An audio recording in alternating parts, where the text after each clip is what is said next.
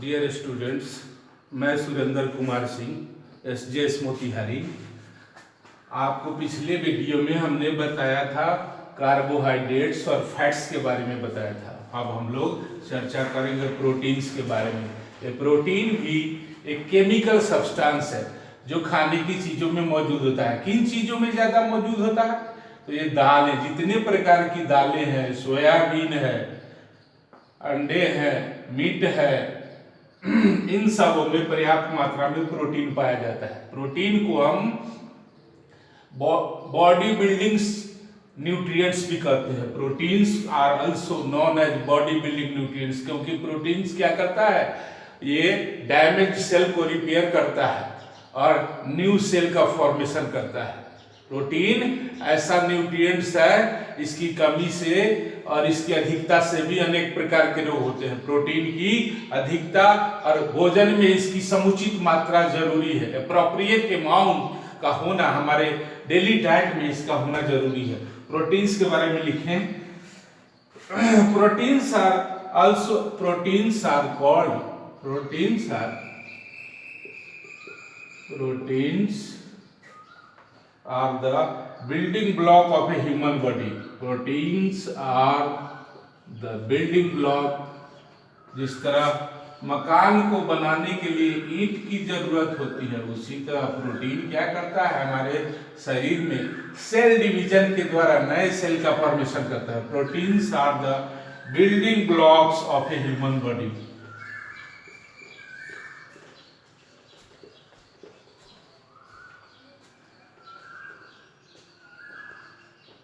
सही है। Proteins are the building blocks of a human body. आगे लिखेंगे, they are required for the growth and the proteins are required for growth and the development of the body. Proteins are required for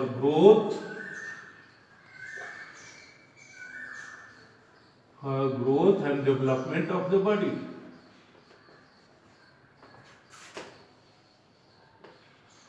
Development of the body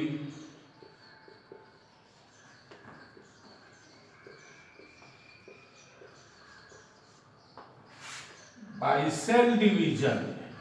नए cell का निर्माण करता है और पुराने cell को की मरम्मत करता है। Cell division.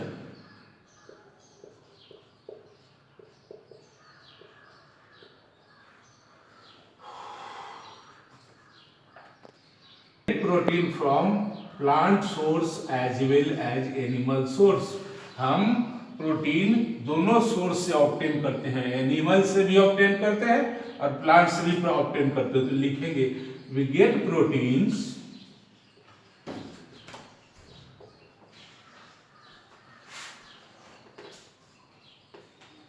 plants as well as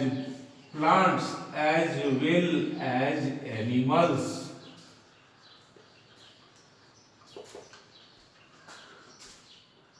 हमारे शरीर में प्रोटीन का मुख्य काम है इसको ग्रोथ और डेवलपमेंट में रिस्पॉन्सिबल होता है, ग्रोथ और डेवलपमेंट के लिए। इसलिए हमारे डेली डाइट में प्रोटीन की एडिक्वेट अमाउंट में प्रोटीन का होना हमारे डेली डाइट में नेसेसरी है, नहीं तो ये मलफंक्शन हो जाएंगे और मलफंक्शन से, प्रोटीन की कमी से अनेक सारे रोग होंगे। जो बच्चे में अलग होता है, एडल्ट में अलग होता है। लिखेंगे, rich sources of proteins are given following. Rich sources of proteins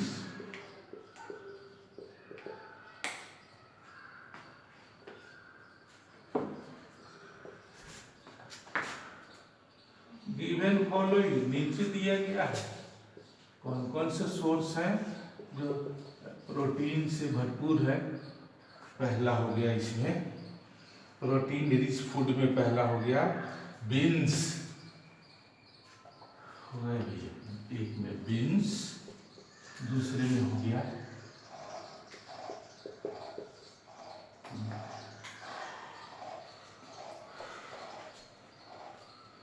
dal, wheat,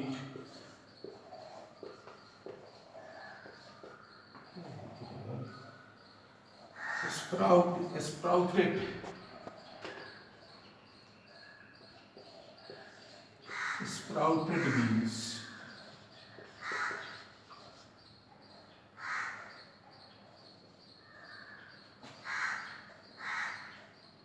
sprouted cereals,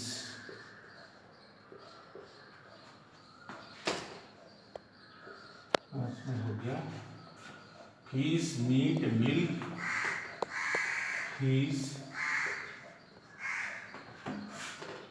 meat, milk,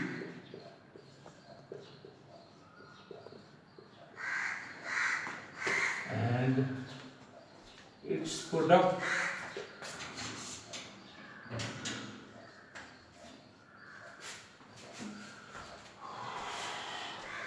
इन सबों में इन सभी खाने की चीजों में प्रोटीन प्रचुर मात्रा में मौजूद होता है और इन सब का हमारे डेली डाइट में होना थोड़ी थोड़ी मात्रा में इसका होना जरूरी है स्वस्थ रहने के लिए।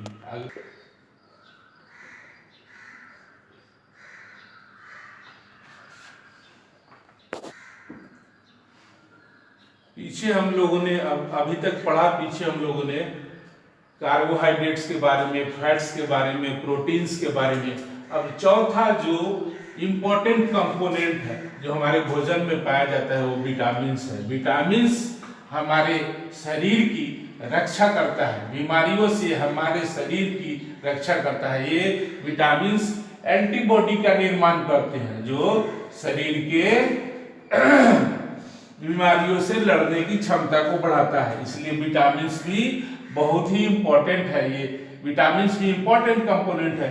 इसकी अलग अलग मात्रा, अलग अलग विटामिन्स की थोड़ी थोड़ी मात्रा हमारे भोजन में होना जरूरी है। तो लिखेंगे vitamins play very important role in the growth and the development of the human body. लिखेंगे vitamins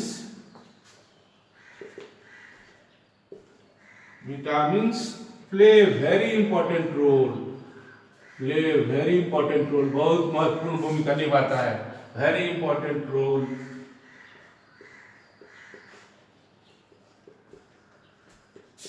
in the growth and the development of the human body, in the growth and the development of the human body.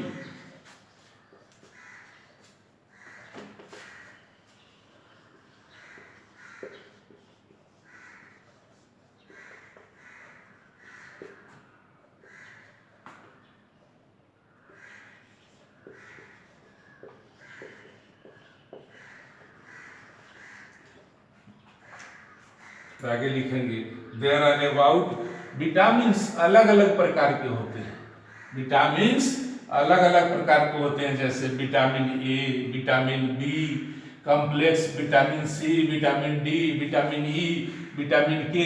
अनेक vitamin में अनेक प्रकार के इसके अलग अलग parts होते हैं, भाग होता है, जो प्रत्येक विटामिन्स की थोड़ी थोड़ी मात्रा का होना जरूरी है। तो लगभग there are about 13 vitamins that have been recognized to be present in the plant and animal sources.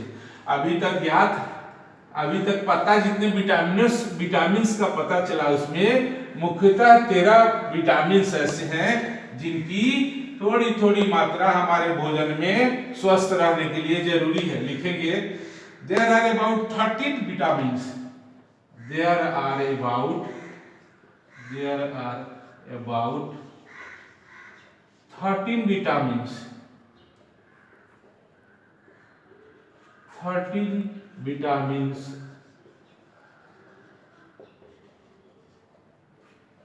there are about 13 vitamins that have been recognized that have been recognized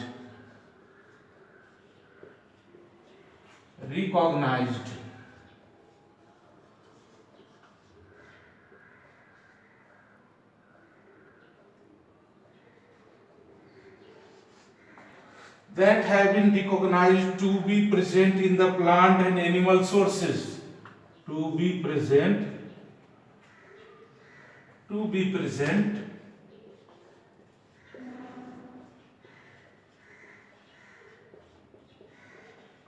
in the plants and animal sources, in the plants and animal sources.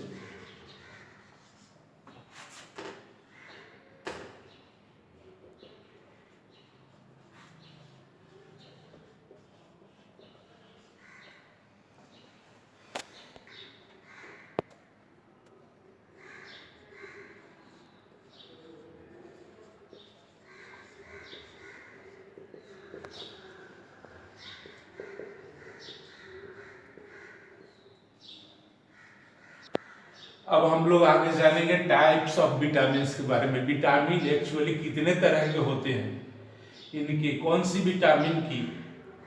Vitamin का कौन सा function है हमारे शरीर में, इसके बारे में जानेंगे। तो सबसे पहले इसके टाइप्स के बारे में जानेंगे, कितने तरह के विटामिन होते हैं। तो पहला हो गया विटामिन ए। विटामिन ए को हम रेटिनॉल भी कहते हैं, रेटिनॉल कहते हैं। दूसरा हो गया विटामिन बी कॉम्प्लेक्स।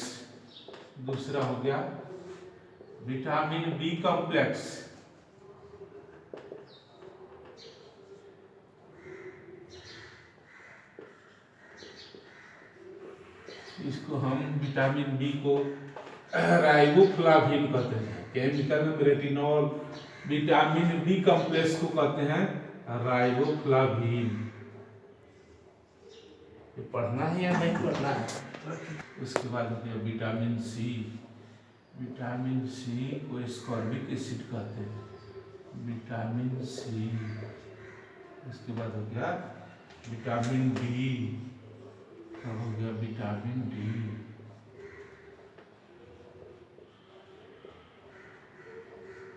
अब हो गया विटामिन ई, और सबसे अंत में विटामिन ई, और सबसे अंत में विटामिन के, विटामिन ई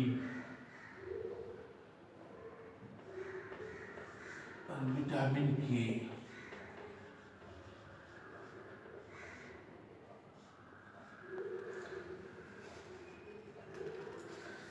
सबसे पहले अगले वीडियो में हम लोग इससे आगे की चर्चा करेंगे, बारी बारी से विटामिन ए के बारे में, विटामिन बी के बारे में, विटामिन सी के बारे में, विटामिन डी के बारे में, विटामिन ई के बारे में और के बारे में डिटेल चर्चा करेंगे कि एक्चुअली ये खाने की किन किन चीज़ों में विटामिन ए पाया जाता है, इसकी कमी से कौन सी बीमारी होती है, इसका केमिकल नाम क्या है, इस सब की चर्चा हम करेंगे अगले भाग में।